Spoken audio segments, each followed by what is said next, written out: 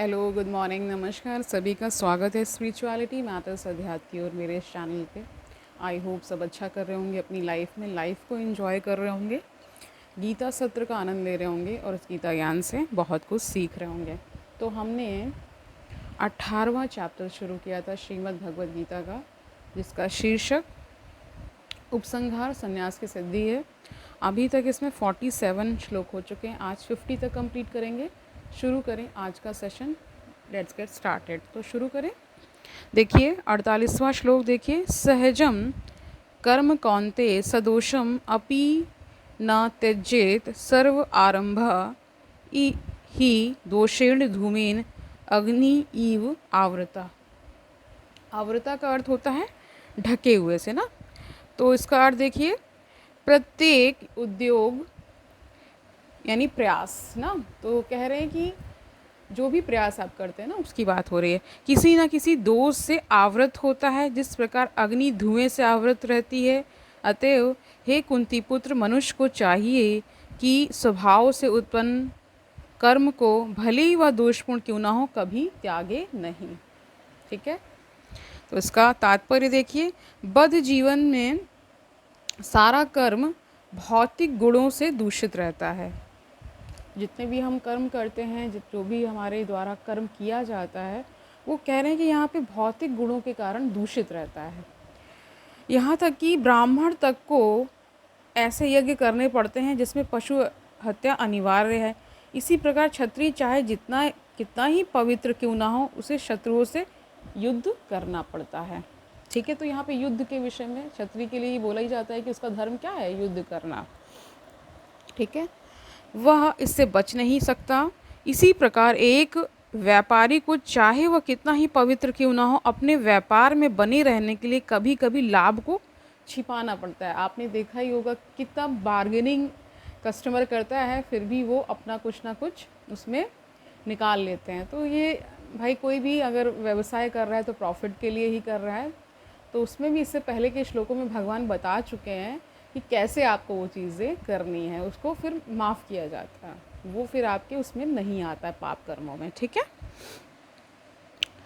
तो कह रहे हैं कि अपने व्यापार में बने रहने के लिए कभी कभी लाभ को छिपाना पड़ता है या कभी कभी काला बाजार चलाना पड़ता है। काला बाजारी आप समझ रहे होंगे, जहाँ पे जो भी गुड्स हैं उनकी होर्डिंग शुरू हो जाती है, यानी उसका बहुत ज़्यादा कह सकते हैं कि उसको रख लेते हैं वो लोग, समय से पहले ही बहुत सारा जमा कर लेते हैं, और फिर एक समय आता है जब वहाँ पे क्राइसिस होते हैं, तो फिर वो अच्छे दामों में यानी बहुत बढ़ा चढ़ा कर बेचते हैं, तो उससे उनको लाभ होता है। वही कालाबाजारी कही जाती है। ये बातें आवश्यक है, इनसे बचा नहीं जा सकता। इसी प्रकार यदि शूद्र होकर बुरे स्वामी की सेवा करनी पड़े तो उसे स्वामी की आज्ञा का पालन करना होता है, भले ही ऐसा नहीं होना चाहिए। इन सब दोषों के होते हुए भी मनुष्य को अपने निर्दिष्ट कर्तव्य करते रहने चाहिए, क्योंकि वे स्वभावगत हैं। तो कह रहे हैं कि ऐसे कर्म आप करते रहिए, है ना। जो भी मान लीजिए शूद्र के विषय में कहा गया, उनका कार्य क्या था कि जो वर्ण हैं, तीनों वर्ण की उनकी सेवा करना या सेवा क्षेत्र में जाना। तो कह रहे हैं मान लीजिए स्वामी बहुत ही अहंकारी है, बहुत दुष्ट कर्म करने वाला है, दुष्ट भी बहुत ज़्यादा है, फिर भी आपको उनकी सेवा करनी पड़ती है। मतलब ठीक है, यहाँ वही चीज़ें बताई गई, ये सब स्वभावगत ही हैं। ठीक है। यहाँ पर एक अत्यंत सुंदर उदाहरण दिया जाता है। क्या सुंदर उदाहरण देख रहे हैं, वो देख लीजिए। दे रहे हैं यहाँ पे, वो देखिए। यद्यपि अग्नि शुद्ध होती है तो भी उसमें धुआं रहता है, लेकिन इतने पर भी अग्नि अशुद्ध नहीं होती। अग्नि में धुआं होने पर भी अग्नि समस्त तत्वों में शुद्धतम मानी जाती है। आप सभी को पता है कि जब विवाह होता है तो अग्नि के फेरे इसीलिए लिए जाते हैं क्योंकि अग्नि को शुद्ध माना जाता है, बहुत पवित्र माना जाता है, और ऐसा माना जाता है कि उसके चारों तरफ घूमने से आपके बहुत सारे पाप कर्म विनष्ट होते हैं, उसे शुद्ध माना जाता है। ठीक है। तो भी कह रहे हैं कि उसमें धुआं रहता है। ठीक है। तो इसीलिए कहते हैं कि बुरे के अंदर अच्छाई छिपी होती है और अच्छाई के अंदर बुराई छिपी होती है कई बार ना। और क्या बता रहे हैं आगे, कह रहे अग्नि में धुआं होने पर भी अग्नि समस्त तत्वों में शुद्धतम मानी जाती है। यदि कोई क्षत्रिय कह रहे हैं कि यदि कोई क्षत्रिय की वृत्ति त्याग कर ब्राह्मण की वृत्ति ग्रहण करना पसंद करता है तो उसको इसकी कोई निश्चितता नहीं है कि ब्राह्मण वृत्ति में कोई अरुचिकर कार्य नहीं होंगे। अतएव कोई यह निष्कर्ष निकाल सकता है कि संसार में प्रकृति के कल्मश से कोई भी पूर्णता मुक्त नहीं है। तो कल्मश मतलब होता है उसका जो एक तरह से पाप से युक्त, मतलब बहुत सारे पाप आपसे यूं भी हो जाते हैं ना, आपको नहीं पता चलते हैं। तो वही कह रहे हैं कि जो 3 गुण हैं आपके, सत रज और तम, इनसे आप कह सकते हैं विलग होकर के कोई कर्म कर नहीं पाते हैं। कोई जो भी कर्म करते हैं इन तीनों में से उसमें कुछ ना कुछ होगा, मतलब कुछ कर्म आपके सत कर्म होंगे, कुछ आपके रजो वाले हो जाएंगे, कुछ आप तम से युक्त जो कर्म होते हैं यानी तमोगुण उसमें होगा। तो इस तरह से कह रहे हैं कि प्रकृति के इन 3 गुणों से कोई बच नहीं सकता पूर्णतः, ठीक है, या मुक्त नहीं है। इस प्रसंग में अग्नि तथा धुएं का उदाहरण अत्यंत उपयुक्त है। यदि जाड़े के दिनों में कोई अग्नि से कोयला निकालता है तो कभी कभी धुएं से आंखें तथा शरीर के अन्य भाग दुखते हैं, लेकिन इन प्रतिकूल परिस्थितियों के बावजूद भी अग्नि को तापा जाता है। इसी प्रकार किसी को अपनी सहज वृत्ति इसलिए नहीं त्याग देनी चाहिए कि कुछ बाधक तत्व आ गए हैं, अपितु मनुष्य को चाहिए कि कृष्ण भावनामृत में रहकर अपने वृत्तिपरक कार्य से परमेश्वर की सेवा करने का संकल्प ले। यही सिद्धि अवस्था है। तो सिद्धि अवस्था बता दी गई है, क्या है? जब कोई वृत्तिपरक कार्य भगवान को प्रसन्न करने के लिए किया जाता है तो उस कार्य को तो कह रहे हैं उस कार्य के सारे दोष शुद्ध हो जाते हैं। जब भक्ति से संबंधित कर्मफल शुद्ध हो जाते हैं तो मनुष्य अपने अंतर का दर्शन कर सकता है और यही आत्म साक्षात्कार है। तो आपको एक तरह से चाबी दे दी गई है कैसे आत्म साक्षात्कार होता है और किस प्रकार आपको अनुभूति होगी। तो क्या कह रहे हैं कि जब आपके कर्म फल सारे शुद्ध हो जाते हैं तो कर्म फल शुद्ध होने का इससे पहले का प्रोसेस प्री रिक्विजिट क्या है कि आपके कर्म शुद्ध हों। कर्म शुद्ध होंगे तो उसका कर्म फल भी क्या आएगा? शुद्ध आएगा और आप उसमें फंसेंगे नहीं, ठीक है। इससे क्या होगा? आपके अंतर का जो दर्शन है वो आप कर पाएंगे और फिर यही क्या हो जाता है? अंततः आत्म साक्षात्कार बन जाता है, ठीक है। 49 देखिए, 49वां श्लोक देखिए। असक्त बुद्धि सर्वत्र जित आत्मा विगत स्पृहा नैष्कर्म्य सिद्धिम परमाम संन्यासेन अधिगच्छति। अधिगच्छति का अर्थ होता है प्राप्त करता है ना, पहले भी बताया है। इसका अर्थ देखिए, जो आत्म संयमी तथा अनासक्त हैं एवं जो समस्त भौतिक भोगों की परवाह नहीं करता, वह संन्यास के अभ्यास द्वारा कर्म फल से मुक्ति की सर्वोच्च सिद्ध अवस्था कह रहे हैं प्राप्त कर सकता है, ठीक है। तात्पर्य देखिए, सच्चे संन्यास का अर्थ है कि मनुष्य सदा अपने परमेश्वर का अंश मानकर यह सोचे, क्या सोचना है वो देखिए, कि उसे अपने कार्य के फल को भोगने का कोई अधिकार नहीं है, ठीक है। क्योंकि वह परमेश्वर का अंश है अतः उसके कार्य का फल परमेश्वर द्वारा भोगा जाना चाहिए। यही वास्तव में कृष्ण भावना अमृत है। यानी पहले भी बताया गया है कि क्या करना है, सारे कार्यों को एक तरह से भगवान को समर्पित करते हुए करना है। भगवान को समर्पित करते हुए जब कार्य करते हैं तो क्या होता है, ये पहले बताया है मैंने कि आप उसके कर्म फल से बच जाते हैं। अब उस कार्य में मान लीजिए सफलता है या असफलता है, जब भगवान को सारा सब कुछ सौंप देंगे तो उसके जो परिणाम के जो उसका जो परिणाम आता है, वो परिणाम से भी एक परिणाम क्या आता है कि आपको दुख होगा या सुख होता है, इन दोनों से आप बच जाते हैं, ठीक है। जब आपके अंदर ये आ जाता है कि जो भी कर रहे हैं ईश्वर कर रहे हैं और जो परिणाम आ रहा है उन्हीं की कृपा से आ रहा है, तो जब किसी को आप सौंप देते हैं खुद को, तो फिर सारा दारोमदार इस संसार में तो वो व्यक्ति ले लेता है, और जो उस संसार से भी परे जो कह सकते परमात्मा है, ईश्वर है, वो ले लेते हैं, है ना। इसीलिए कहा, और यही इसी को सच्चा क्या बताया गया, इसी को वास्तव में कृष्ण भावनामृत यही बताया गया है, ठीक है। कृष्ण की भावना में जो अमृत छुपा हुआ है उसकी बात हो रही है ना। जो व्यक्ति कृष्ण भावनामृत में स्थित होकर कर्म करता है वही वास्तव में सन्यासी, तो उसी को सन्यासी बताया गया है वास्तव में। जो कृष्ण भावनामृत में रम कर, उसी में डूब कर जो सारे कर्म करता है, उससे फिर अच्छे ही अच्छे कार्य होते हैं। ऐसी मनोवृत्ति होने से मनुष्य संतुष्ट रहता है, क्योंकि वह वास्तव में भगवान के लिए कार्य कर रहा होता है। तो मैंने ये पहले भी बताया है कि मान लीजिए आपने बहुत अपने कार्यक्षेत्र में बहुत उन्नति कर ली, बहुत ज़्यादा आपके पास सुख साधन हैं, है ना, भौतिक सुखों का भंडार है, लेकिन अगर आत्म संतोष नहीं है तो बुद्धि इस प्रकार की हो जाती है, कैसी हो जाती है कि वो निरंतर आपको नेगेटिव थॉट्स में डालती है। ठीक है, ये देखिए नेगेटिव पॉजिटिव का आना तो ये तो क्रम है, लेकिन कई बार क्या होता है कि एक ही थॉट से इंसान चिपक कर बैठ जाता है, मतलब वो थॉट हटता ही नहीं है, उसी को फिर डिप्रेशन कह दिया जाता है। यानी पहले तो उसमें आएगा कि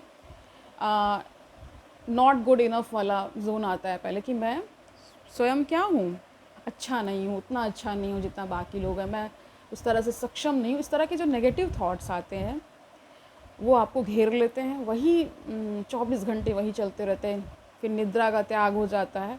ये सब मानसिक बीमारियां हैं। ठीक है, तो स्पिरिचुअलिटी आपको क्या सिखाती है कि जो भी संसार में हो रहा है, जो भी आपके साथ हो रहा है, वो क्या है, हम तो हमारे वश में तो कुछ भी नहीं है, ईश्वर ही करा रहा है और ईश्वर ही सब कर रहा है। जब इस भाव से करेंगे तो क्या होगा, एक तरह से ये आ जाएगा कि आत्मसंतोष हो जाएगा कि मेरे हाथ में तो वैसे भी कुछ नहीं है। अब इसमें देखिए एक चीज़ और आपको ध्यान करने वाली है कि हमने पहले के श्लोकों में, पहले अध्यायों में पढ़ा है कि भगवान जो है कर्म में आपका हस्तक्षेप नहीं करते हैं, मतलब आपको कर्म करने का अधिकार दिया है, फिर उसका फल आता है। लेकिन इसका अपवाद क्या बन सकता है, अपवाद क्या बनता है, यानी कि एक्सेप्शन जिसे हम बोलते हैं, वो ये है कि जब आप खुद कोई कर्म कर रहे होते हैं, तो जब आप ईश्वर को समर्पित करेंगे तो ये बुद्धि विवेक आपका साथ देगा, अन्यथा क्या होगा, यही बुद्धि सब कुछ विनष्ट करने में सक्षम है। कहते हैं ना, डिस्ट्रक्टिव और कंस्ट्रक्टिव दो फोर्सेस काम कर रही होती हैं। कुछ कर्म से आप ऐसा विनाश कर डालते हैं, देखते ही हैं आजकल, आप देख ही रहे हैं क्या हो रहा है, आतंकवाद वगैरह सब फैला हुआ है, तो ये सब क्या है, डिस्ट्रक्टिव फोर्सेस हैं। हम वो भी तो मनुष्य हैं जो आतंकवादी बनते हैं, लेकिन उनके अंदर क्या हो जाता है, कुछ भी दया करुणा कुछ भी नहीं रह जाता है। ठीक है, यही क्या कहा जा रहा है यहाँ पे कि जब आप भगवान को जब समर्पित करते हुए कार्य करेंगे तो निश्चित ही सर्व कल्याणकारी होता है। आगे देखिए, इस प्रकार वह किसी भी भौतिक वस्तु के लिए आसक्त नहीं होता, वह भगवान की सेवा से प्राप्त दिव्य सुख से परे किसी भी वस्तु में आनंद ना लेने का आदी हो जाता है। यानी भगवान से जो मिल रहा है उसी में उसको सुख महसूस होता है। सन्यासी को पूर्व कार्यकलापों के बंधन से मुक्त माना जाता है, लेकिन जो व्यक्ति कृष्ण भावनामृत में होता है वह बिना संन्यास ग्रहण किए ही यह सिद्धि प्राप्त कर लेता है। तो यहाँ पे कह रहे कृष्ण भावनामृत क्या है, प्री रिक्विजिट है, यानी कि रिक्वायरमेंट है। ठीक है, तो कह रहे कि भले ही वो प्रकट रूप से संन्यास ना ले, लेकिन जो कृष्ण भावनामृत में है उसको सन्यासी यानी कि सिद्धि प्राप्त वाला माना जाता है। ठीक है, यानी बिना संन्यास ग्रहण करे ही उसको क्या हो जाती है, सिद्धि प्राप्त हो जाती है। तो ये पूरा जो चैप्टर है, पूरा जो अध्याय है, वो संन्यास की सिद्धि के ही बारे में है ना।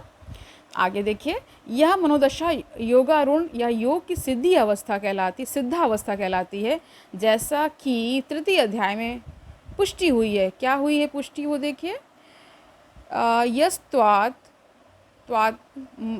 मर्तिरेव स्यात्, यानी कि यहाँ पे क्या बताया गया है, जो व्यक्ति अपने में संतुष्ट रहता है, नहीं तो वही बताया गया है, उसे अपने कर्म से किसी प्रकार के बंधन का भय नहीं रह जाता। ठीक है,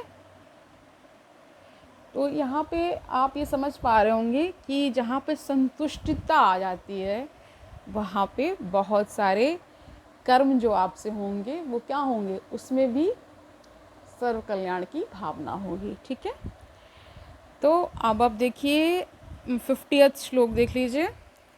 ओके, सिद्धिं प्राप्तः यथा ब्रह्म तथा आप्नोति निबोध में समासेन एव कौन्तेय निष्ठा ज्ञानस्य या परा का अर्थ यहाँ पे दिव्य बताया गया है।